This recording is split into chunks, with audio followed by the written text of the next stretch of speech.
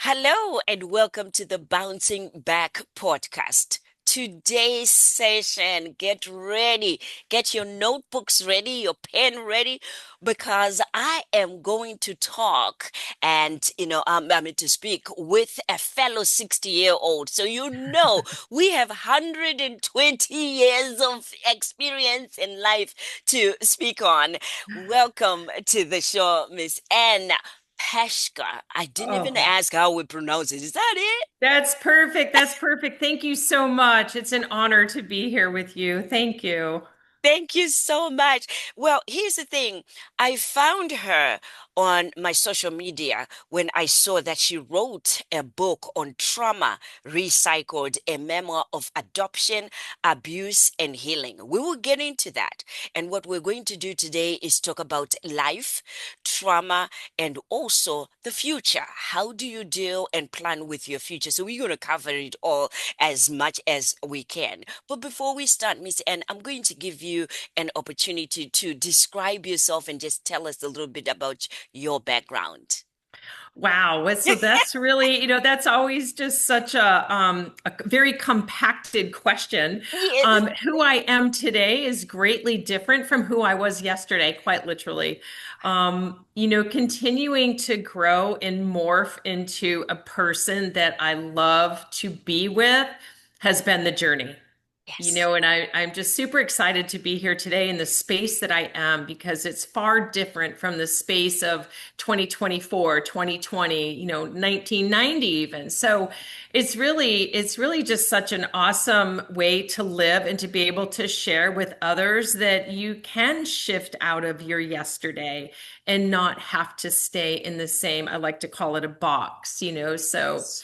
for Yes. today, I'm grateful to be able to live wherever I actually am in the moment. And that's just the most freeing place for me to be. And I am physically in Florida today.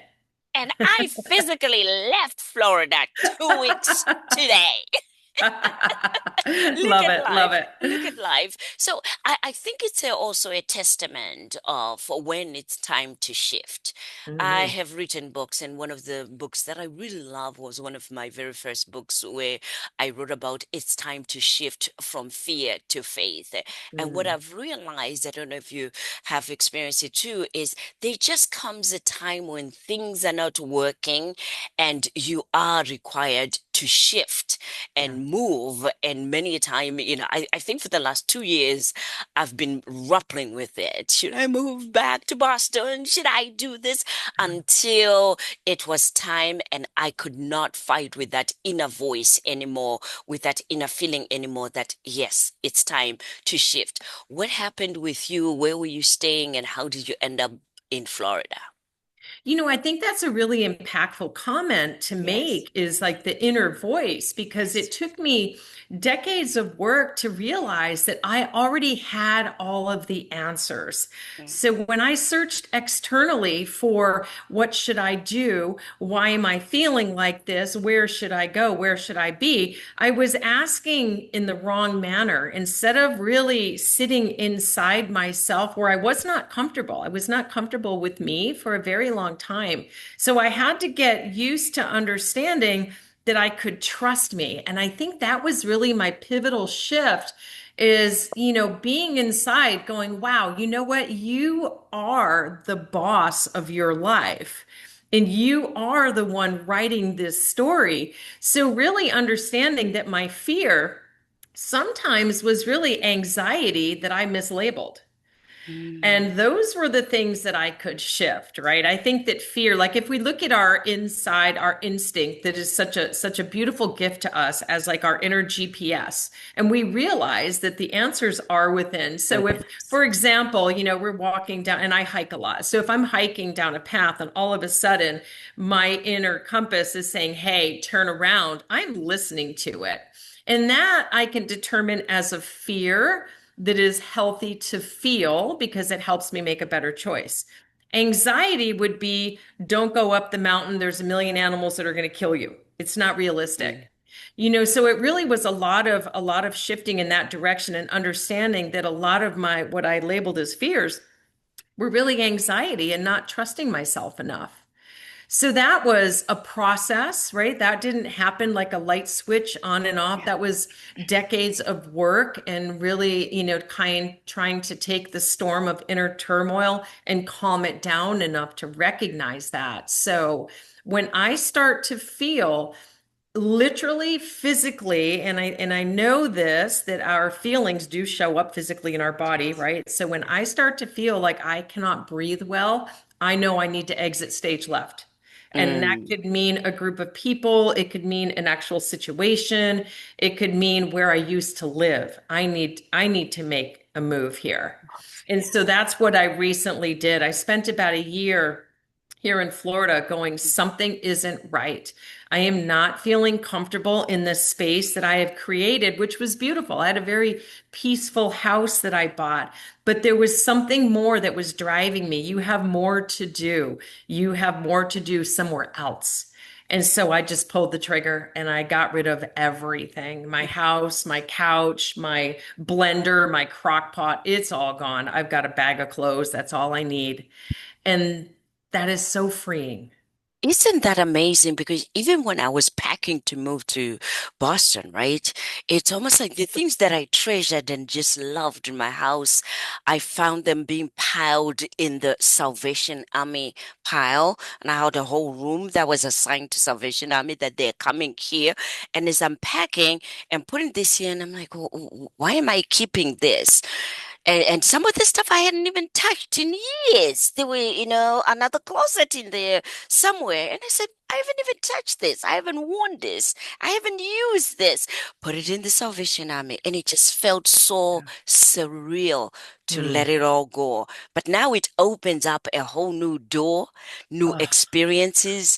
I'm meeting you for the very first time, meeting new people. Isn't that amazing? It is amazing. And as you were just describing it right now, Yes. I mean, I could feel like emotional over what you just said because I just went through it and the Yes. feeling, if we could only convey that to people that, Yes. we pack ourselves with stuff, right? It's almost Yes. like we've got bubble wrap of junk. Yes. Right. And all the things that people gave us, like they went on a trip to Tahiti, so we have a coffee cup we can't throw away. Right. Those are the feelings that we have to really pay attention to. Yeah. So having done that, what I notice is as I did that, it also helped me understand that it's now going to be time, right?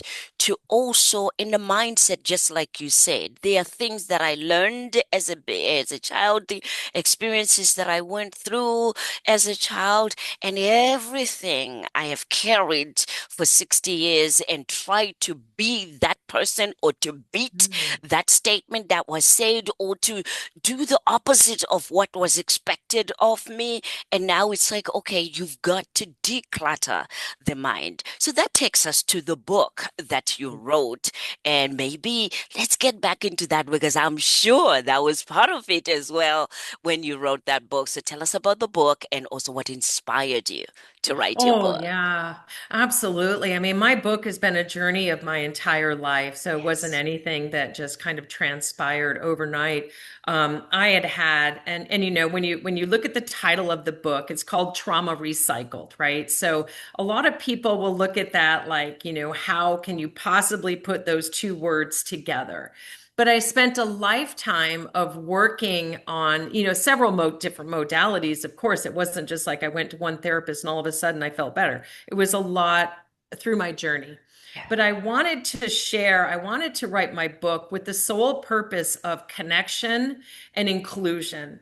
Is when I was going through this process of trying to unravel the knots of chaos and desperation that I felt, I was so vastly alone. And I really did feel like there was no hope for me. Mm, Desperation, suicidal ideations. There was a mm. lot of different things that really brought me to a level of if there was only one person that understood where I was coming from, it would help.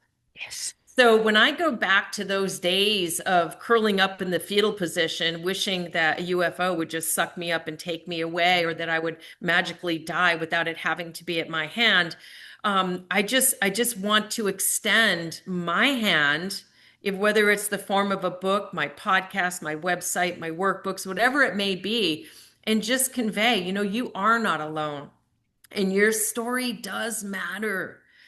And it doesn't define who we are. I got myself to a place that I never thought I would, and that is to be grateful for my story and grateful for my trauma. And I know that is extremely difficult for Mhm. someone to understand, but without all of those experiences, I would not be me. That's true. And I would not have been able to recycle all of that into the best parts of me. Yes. And that's the reason, that's the gist of the book right there, is that how can you take very difficult situations and then turn them into your power, you Yes. know? Yes. Thank you for that. And that's what inspires me to do what I do every day. To continue to empower, inspire, encourage each one of us to say, listen. So I'm a believer, by the way. I believe in God, right? Mhm. And sometimes I'll remind people to say, listen, God Himself says, I created you uniquely. Underline, underline, underline, underline. Yeah. Even if you were a twin, a quadruplet, you are still uniquely created. Yes. And in that uniqueness, somewhere, somehow, we meet each other, we go through life. There's a sense of competition, there's a sense of not enough, there's a sense of, oh, I'm different, or there's a sense of I'm better than that, is built among us. So bouncing back and doing this work is about bouncing back to the original love and care of ourselves, like you said, of believing in ourselves, Yeah.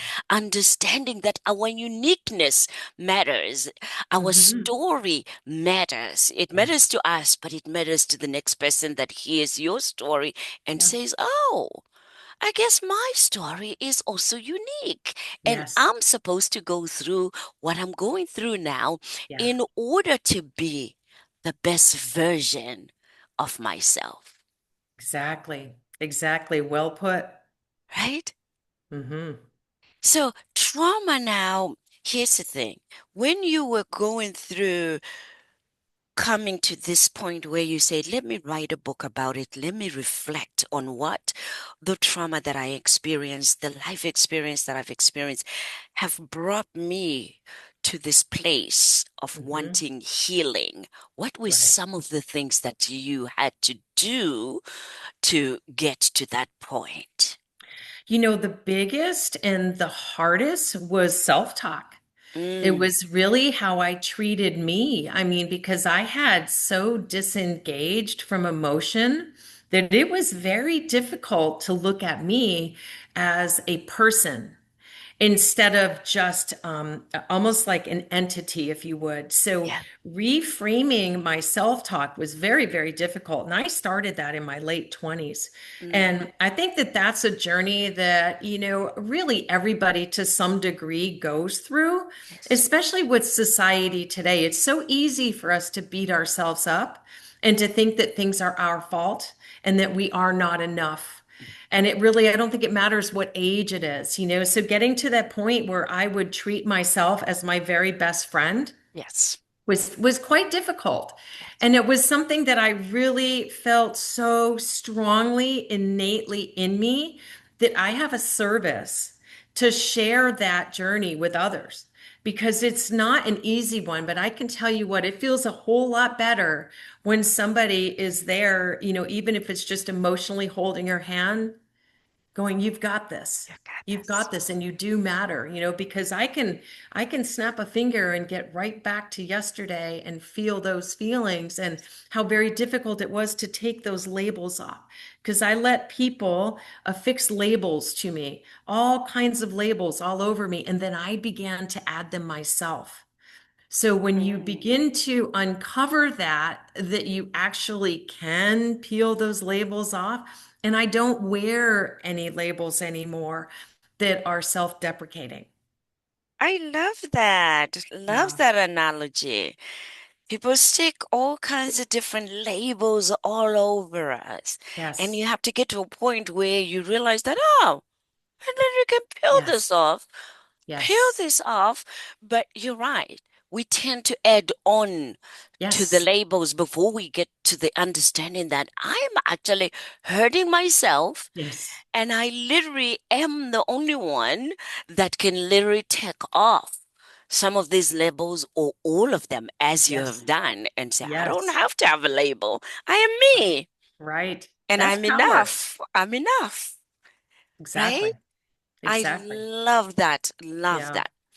When you hear the term go where you are celebrated and not tolerated, what Mhm. comes to mind?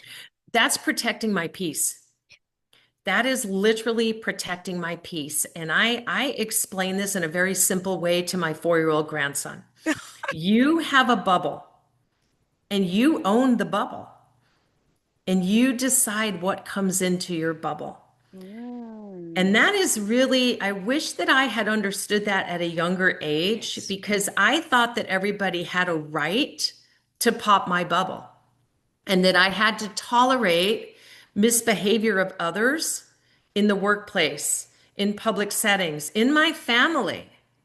I did not realize that I had the power of a bubble. And the bubble doesn't mean that you're stabbing back through the bubble. You're simply gently bouncing off what doesn't serve you. Wow. Yeah. As you were that was well said. As you were saying that, I just remembered my upbringing in Zimbabwe in Africa.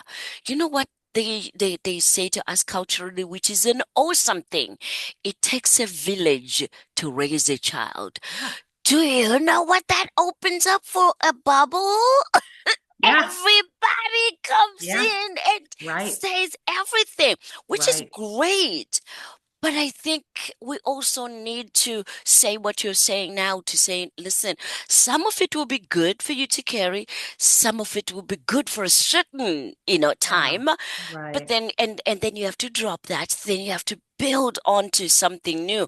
Because then I found myself as I was processing, all the 60 years, that beautiful years that I've had, that there are certain things that were no longer serving me that Yeah. needed to go. But I Right. couldn't give myself permission to let that go Yeah. because I was afraid. And Yeah. now I'm no longer going to be that good child, I mean, a great firstborn that was there. I was afraid. And we Yeah. go through that fear also of letting our parents and those that raised us, that believed in us, down. Yeah, right. Exactly. And it's funny, the best of intentions, right, for most people as well. And you probably have heard that phrase, your child is perfect until they go to school. It's really the influence of others, and it's well intended in a lot of different ways. But I think that if we were to, in addition to teaching a child how to thrive in a world in a healthy way, teach them to understand that those feelings that they have are their inner compass and that gift Yes. of intuition. Yes. And that's God granted, right? So when a child has a situation where they feel inside turmoil or something isn't right, we need to honor that and teach them to honor that. Because if we, just like happened to me and I think everybody else, oh, you know what? You're going to do it anyways. You're going to do it anyways. You're going to school. You're doing the things, and not realizing that there's something in there that's telling them, hey, go left, not right. Isn't that amazing? Just Yeah. yesterday, I was with, my grandchild, 6 years old. So she wanted to go to the airport with me to go pick up my mom. And she wore these jeans. She's 6 years old, so size 5 jeans, a little bit tight and a little bit short, but they look so adorable on her, right? So then her mother says, no, no, no, those are too small now. You can't wear those. She said, but I like them and they feel good for me. She's like, no, they are too short and they look ridiculous, on you. So then I'm listening, and then I thought about what you're saying now that, sometimes they speak up for themselves. It's not hurting anyone. They're not moving with their butt out. Underwear is Yeah. not showing. So I'm Yeah. doing that quick assessment, and I say to her, Mom, you know what?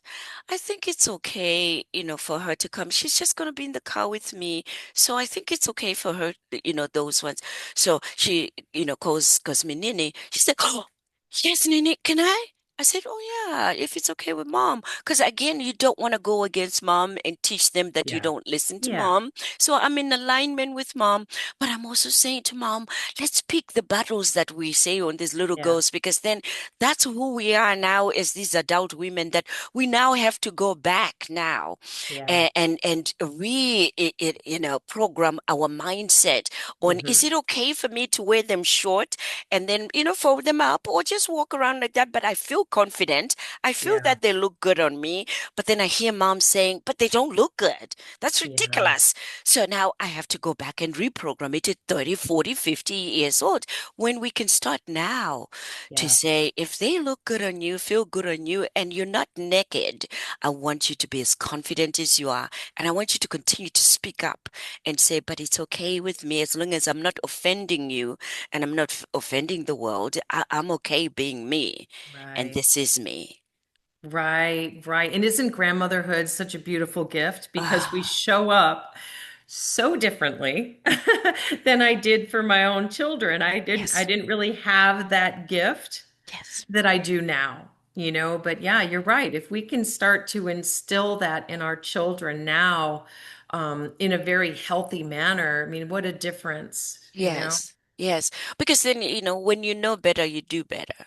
Right, So when right. you're a parent, you don't know any better except what you saw your parents doing and what you experienced. So you tend to parent your children 60-40, 60 based on the Yeah. history of what I know, and see Oh, 40 on, ooh, maybe that's not right because the children are kicking back. Like, what are you saying that for? And you're like, well, my mother said that to me. And what did that mean? I don't know. You yeah, don't know. And yet you would experience it with me. Mom, that's not fair. And you realize that you're right. That's yeah, not fair. Because if I ask my mom, she says, I don't know. My mom, who's long gone, bless her heart, used to say this to me and do this with right. me. So that's what I believe it to. And then now we, have an opportunity to continuously break the cycle with each Yes. new generation that comes. Because now this new generation, our kids also with their kids, they tend to break some of the cycles of things that didn't make sense to them, which is, I think, really an awesome world to see, that evolvement. Oh, yeah, that's so Yeah. hugely important, and Yes. it's really the power in watching my son parent Yes. is a gift that I never felt I even deserved. And when he and I talk, Yeah. I definitely, if you were to read my book, you would see my parenting, and I don't hold back. It's very important to be honest and sharing. Honest. I was Yes. not a good parent. Yeah. And when I explain to my kids, I'm also not going to apologize for the way I parented because I'm not going to diminish myself in a moment that is long gone by saying the word forgive me. So I explain it to them like this. Like I was given tools. We're all given tools Yes. from our childhood and our experiences and our environment, right? So the tools I was given were very broken. They were not good tools. They didn't even work. So it was my job as a parent to accumulate better tools, and I Yes. didn't.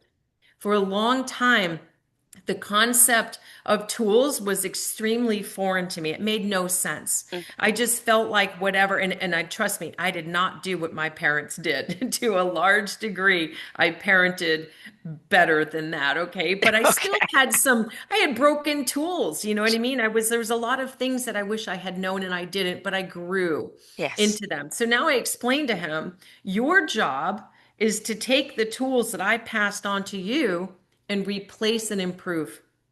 Replace and improve. That's Wow. really all it is. If you can look at that visual of the Hmm. toolbox of broken tools that I handed to you, Yes.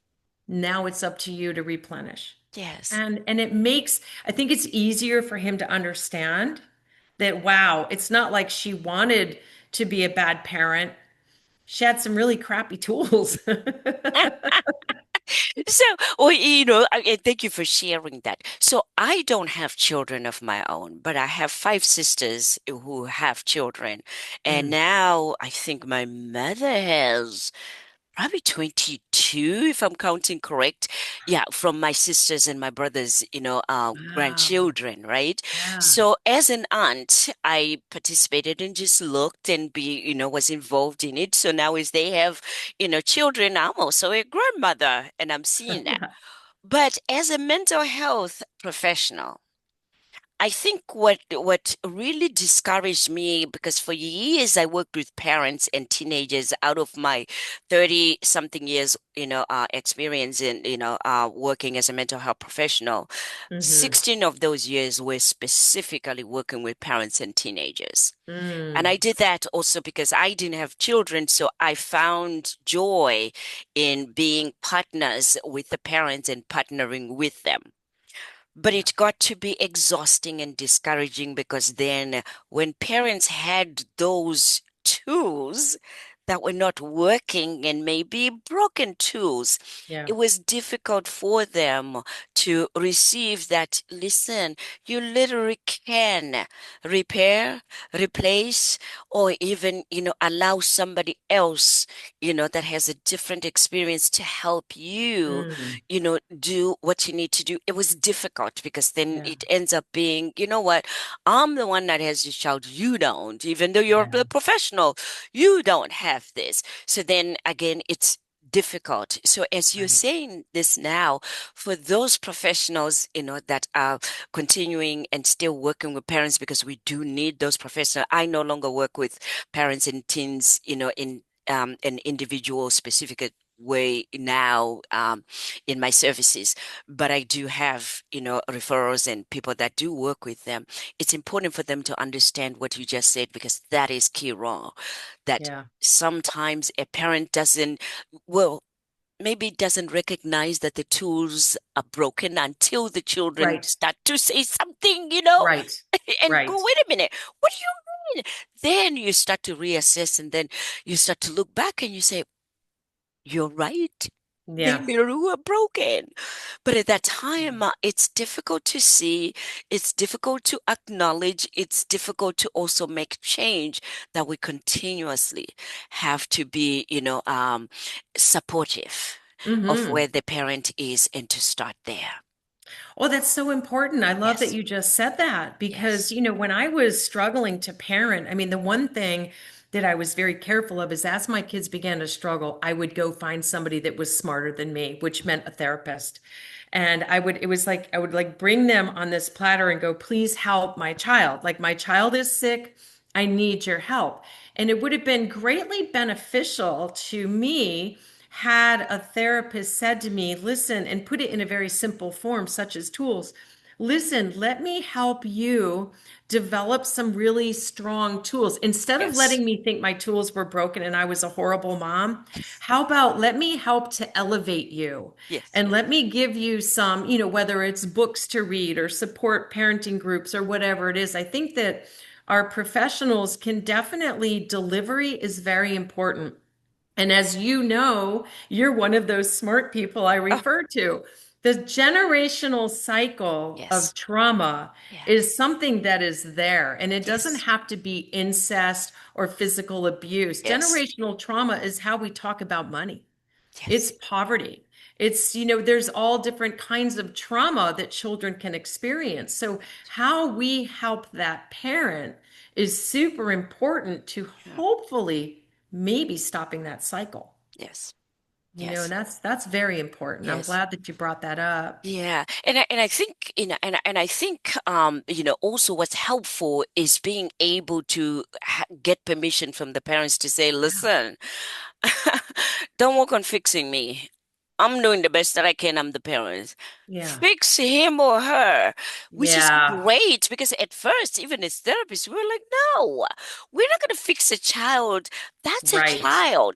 They're living Yes. under you. They're learning under you. Yes. But with, years of also working through, I realized that no, they have done their part. And this new generation is starting to generate, as rightly said, they're starting to generate the right tools Yeah. for their life. So Right. yes, let's start there.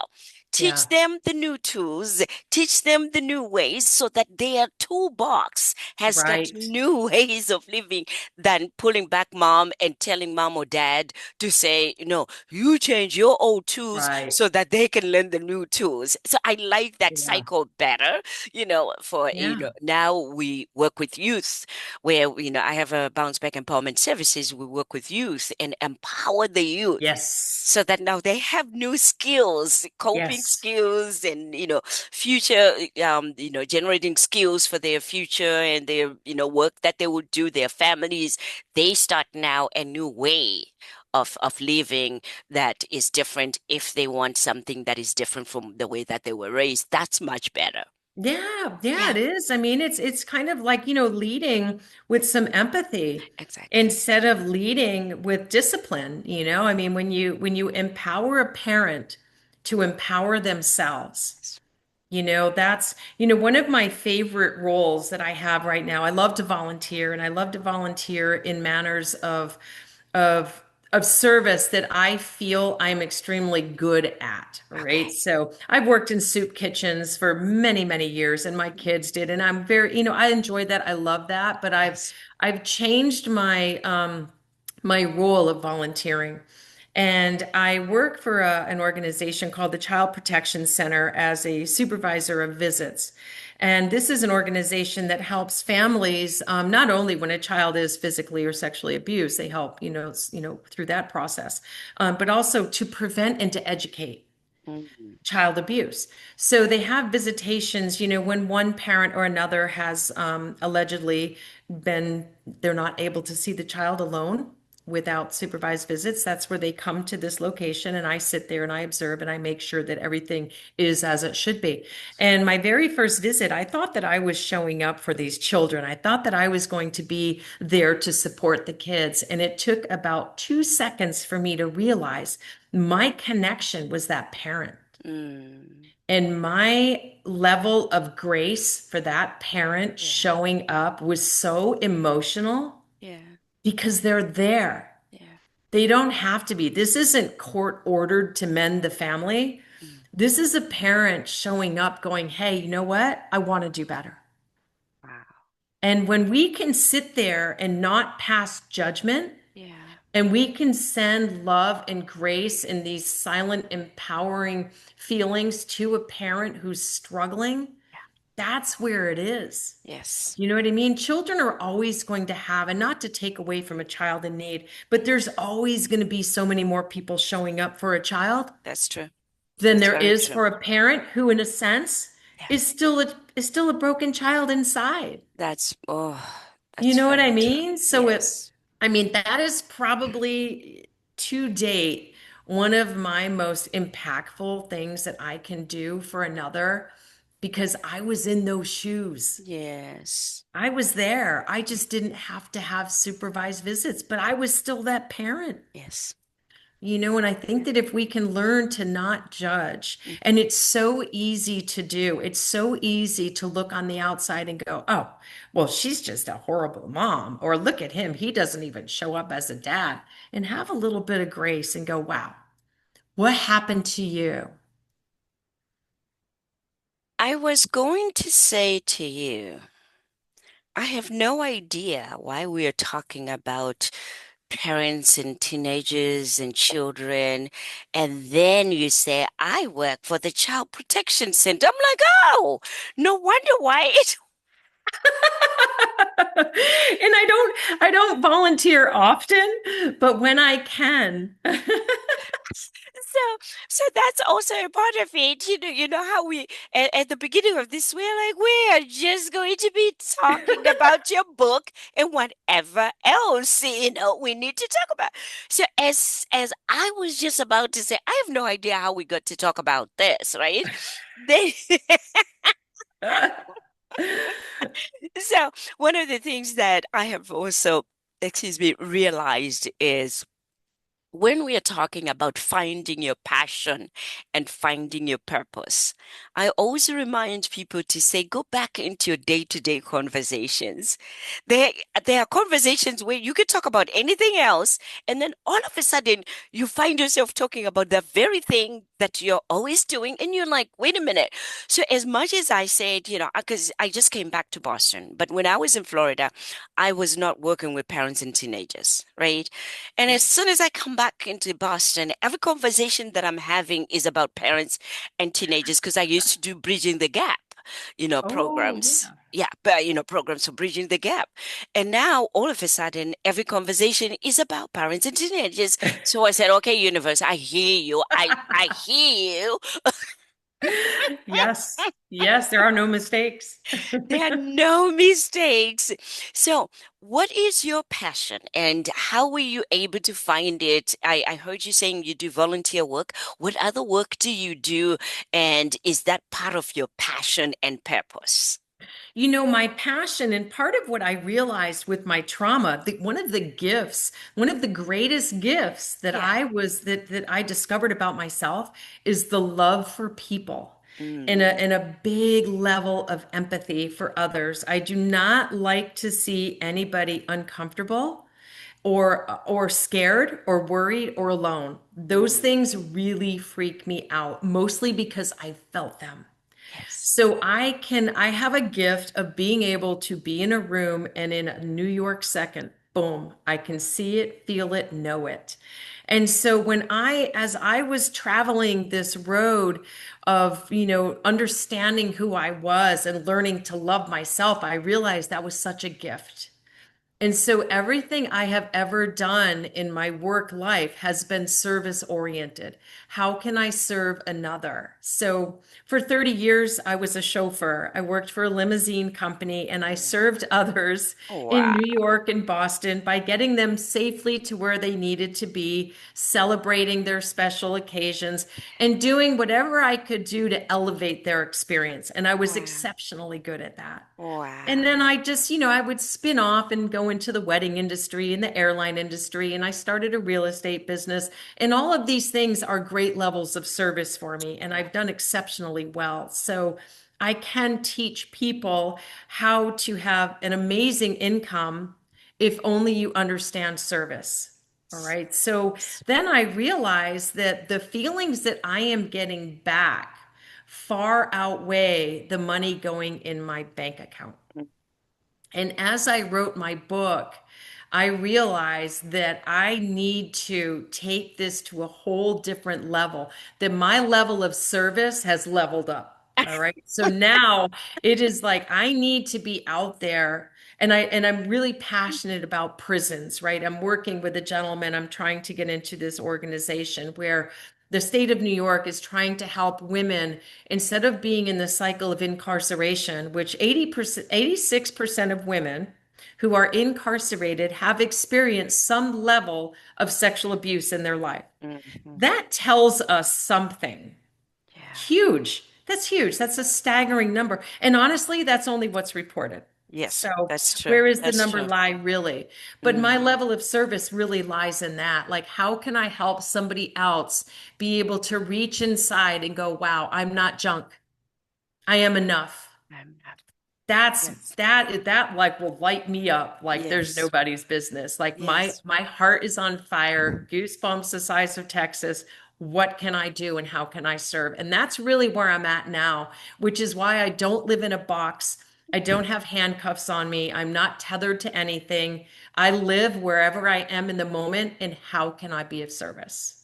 Wow, Yeah, wow. I love that yeah, because it goes with our motto mission for Bounce Back. yeah, And we have a conference that we do annually every year. It's called Bounce Back Empowerment Conference to encourage, inspire again for people to bounce back no matter what, to yeah, believe in themselves.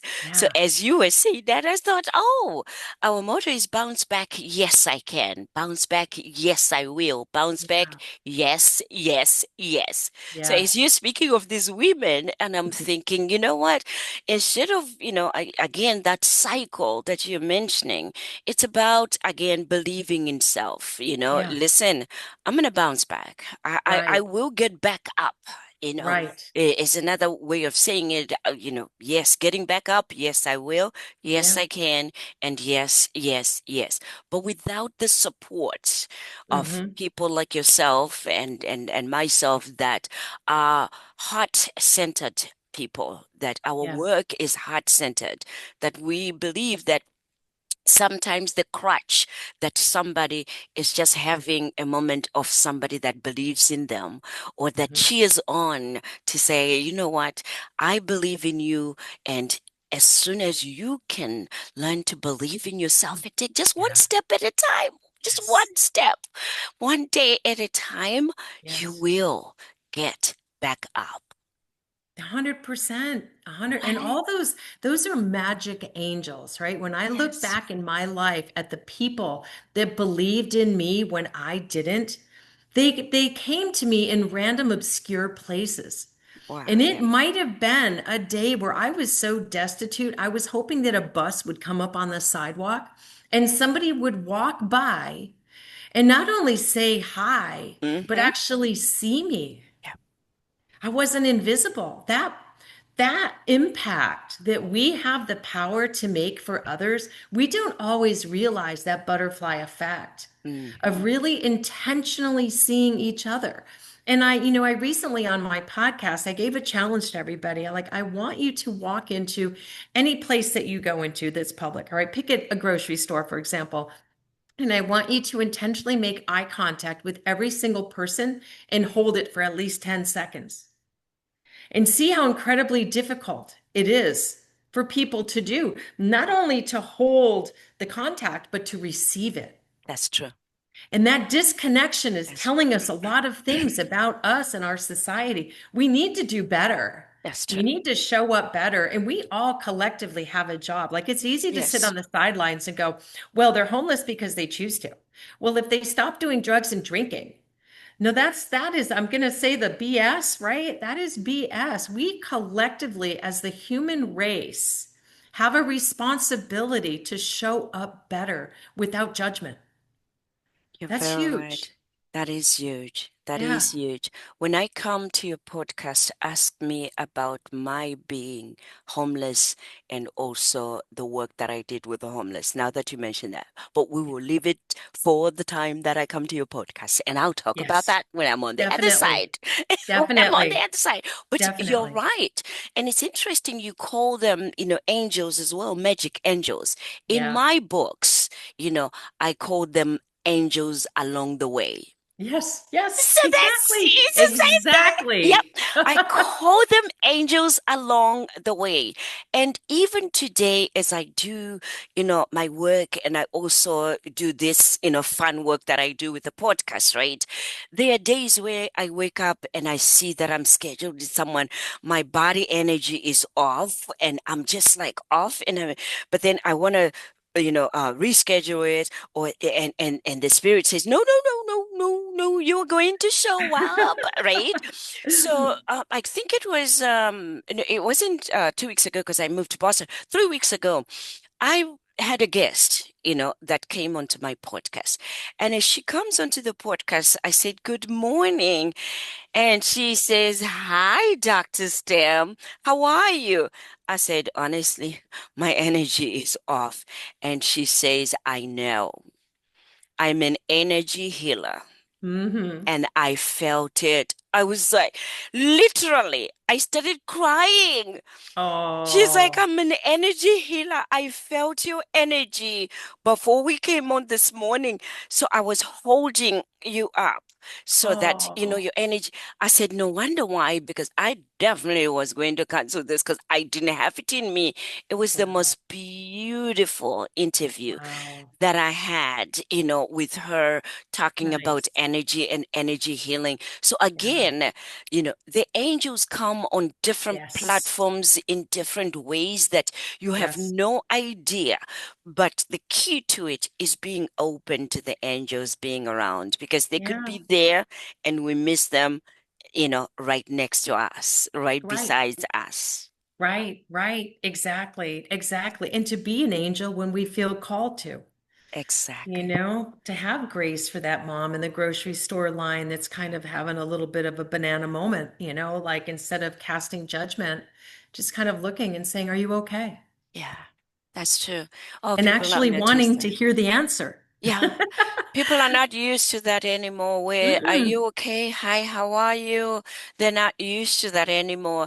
And all of us have gotten into the moment where you walk into the grocery store, your body is walking in, but your mind is Yeah, somewhere else. sure, And then sure. somebody says, "Hi, how are you?" And then I'm like, "Oh, hi, how are you?" And said, "Fine." Yeah, right, right. You're right. You're right. Distraction, right? Distraction. We all feel it. Yeah, yeah. Yeah. So it's really key and important because right now I think the remnants of COVID affected Yeah, our minds a sure, lot. sure, sure. And that's trauma, right? That's I mean, trauma. what more trauma could you possibly That is true. experience That than, is than true. moving through COVID? All different Yes. levels of trauma. Yeah. Yes, yes, that is trauma. So tell me, do you have coaching programs that you're doing? Do you have any online? I know you spoke about the podcast. Tell us about that because I want to know more about your services, and so does everybody else listening to Oh, this. yeah. Thank you. Thank you so much. So, the year that I was writing my book, Yeah. I decided to become a core energy coach. And I got certified with IPEC to do that. And the reason is I want to be able to teach people how they show up energetically, why they show up energetically, and how to shift that. Yes. So I didn't start that. I didn't do that in order to do one-on-one coaching clients. I did that so that I could collectively as a group or in intensive workshops. So I do periodically put together an intensive workshop that is done by Zoom. In the ideal world, 6 people is a Yes. really good number. If it gets Yes. too large, then it's just too difficult to really do the work. I Yes. am a huge proponent of the pen and paper, and I know you mentioned Me that at the too. very beginning, Yes. and I'm like, you Yes. go, girl, Yes. because we have to do the work, and you Yes. don't retain the way that you do as you express with a pen, better pencil, because it comes from the earth. Yes. So my podcast is really just like yourself. I'm so excited to have you on my podcast because what I am able to bring to my listeners is Yes. just this amazing, vast array of talent. And this talent is, wonderful professionals. I've got an Ayurvedic medicine professional. I've got all Yes. different kinds of professionals, but it actually also is the little old lady that lives a peaceful life. So Oh, she's going to be one of my favorite guests. So I think that when yeah. we can collectively bring us all together, we Yes. all do the work, Yes. and we learn so many different things. And I love to empower my listeners, and I'm sure yours feel the same way, that their thoughts and gifts matter. Yes. You don't have to have all kinds of ABCs after your name or a laundry list of experiences to have something of value to share. Mhm. We all have value to share. And I really love that about my podcast, and my website is going to be very inclusive with that as well. And Yes. I have so many people that read my book that will reach out, and they want that connection. And sometimes it just might be a tearful phone call that Yes. says, "How did you do it?" And I Mhm. cherish those. And I Yes. all of my information is very public. I Yes. am always accessible to people because I do care that much, that we do that we help Yes. That was hold awesome. someone's hand.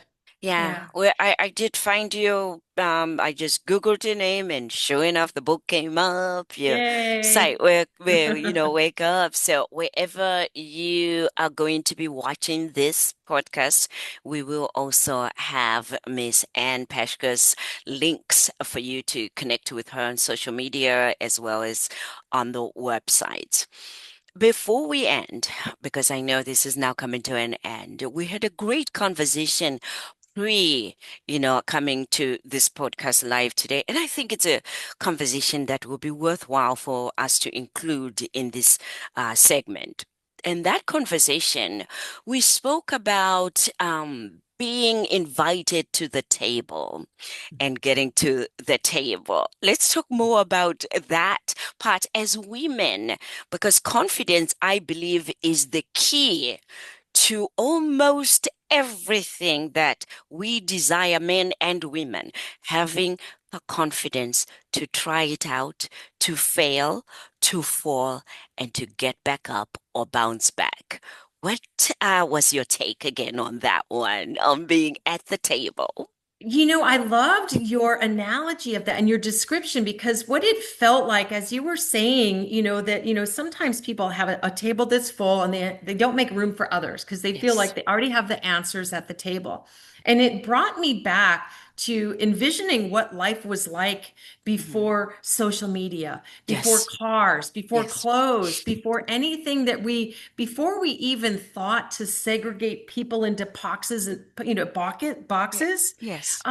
What did we do, right? We all showed up Uh, and we all had different talents, right? Some fish, some picked fruit, we all that's true. helped. When a woman had a baby, there were 12 people helping. We did Yes. these things where there was always enough room for all of us. Yes. And I think that we very easily, and I think that all people innately are good, right? Mhm. So Mhm. if we can just look at each other as gifts instead of opportunities and lack of, we can change the world one person at Yes. a time.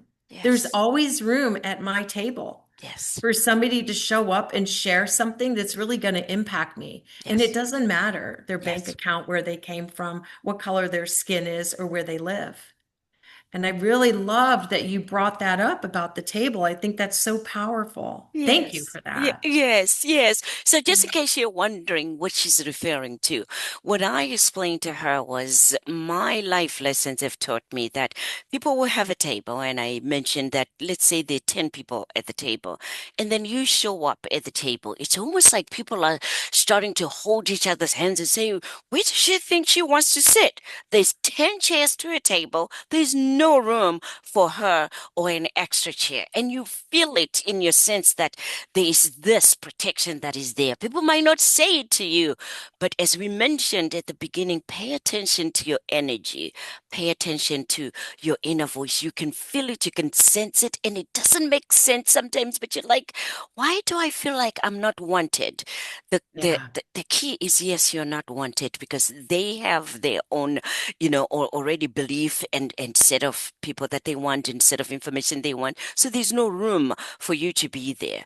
And then Yeah. I'm thinking, well, but we can make room. We can move, even at a Yeah. table at home, right? Yeah. Dining room table. You can Yeah. move a little bit and bring a chair and somebody can fit in. But most people are not willing to do that. There are some that are, but some people are not willing to do that. If you get to that table in there, be not discouraged because rather than forcing yourself and staying around and continuing to want now people to convince them that I am actually a great addition, I'm a great Mhm. person, I have great new information that will be helpful, and you all have information that I don't have because we are all created equally but uniquely. So in Yeah. our uniqueness is information that I've learned from saying this today that I didn't know, even though both of us are 60 years, I didn't know, and she learned something from me that she didn't know. Right. And that's the uniqueness of the table. Yeah. So instead of me forcing myself, I learned that no, you don't need to force yourself. Create a brand new table. Have one person. Hey, Miss Ann, what you doing? Love it. Girl, I don't have anything to do. Come. That's two of us. And then we stay Yeah. at the table. Do not be discouraged with one person showing up for your programs, one Yeah. person showing up for whatever you're doing, one person buying your book, right? Right. Because then with Right. that one person, remember now you've got all these other 8 chairs that are empty. With one person, they will say, wait a minute, what are you doing? What are you doing? Our divine connection today is literally a divine connection. We Yes. we we just met on social media. I reached out or she reached out. I can't remember now, but here we are. And out of this, I will go to her podcast, and now I'm adding one more person to Yeah. my table. She's adding another one to her table, and then we go like that there. But now we know that we don't have to close out the table. We can make an extension to the table, put an an Yes. extension and add more chairs for comfort. Or we can even squeeze each other because sister to sister, it's like, hey, what you got here? What are you writing? I didn't hear that. And the other one says, yeah, I heard that. So there's power in us also shifting and scooting and making sure that we add another chair. So Yeah. that's what we had mentioned at the beginning as well. I love that. I love that. And in that visual of it, Yes. mentioning like the dinner table, Yes. what human being could actually sit at a table knowing that another was hungry behind them and continue to eat? Like that I defies couldn't. logic to me. That's not human. Yeah. That we don't do that. Yes. So I love Yes. that you brought that up. Thank you for Yes. that. Yes. Thank you. Thank you for being here today. I truly enjoyed having this conversation with you. And for everyone that is ready to read about trauma and also how you get to a place of healing, I want to highly recommend, her book. It is Trauma Recycled, a memoir of adoption, abuse, and healing. All of us have experienced trauma in one way or the other. The extent to, of the trauma could be 1%, 10%, 100%. However, the journey to healing Mm. has no percentages. So I hope that all of us will take that book and literally take the steps that are indicated in there, because guess what? It takes you to another level of your healing. Because I have people that will say, well, I've read so many books and I've talked to so many counselors. And I said, okay, so are you happy? Is your life going the way that it should be? And they say, not really. And that not really is another reference that you can take with a book, listening to this podcast, listening to her podcast, and actually continuing to work on you. Any final words that you might have for our audience, Lisanne? Oh, Dr. Stem, thank you so much. It's just been an honor and a privilege, and I'm so excited for us together Yes, moving forward. A lot yes. of great conversations to come. Yes, I believe so. So, if you would like to be a guest on the Bouncing Back podcast, we're always looking for the stories because with each story comes growth for the next person. Please email me at drstemshow@gmail.com, or you can indicate on the comments area wherever you see this podcast and say, want to be a guest, and I will reach out to you. Until next time, this is Dr. Stem. And as I always say, be encouraged.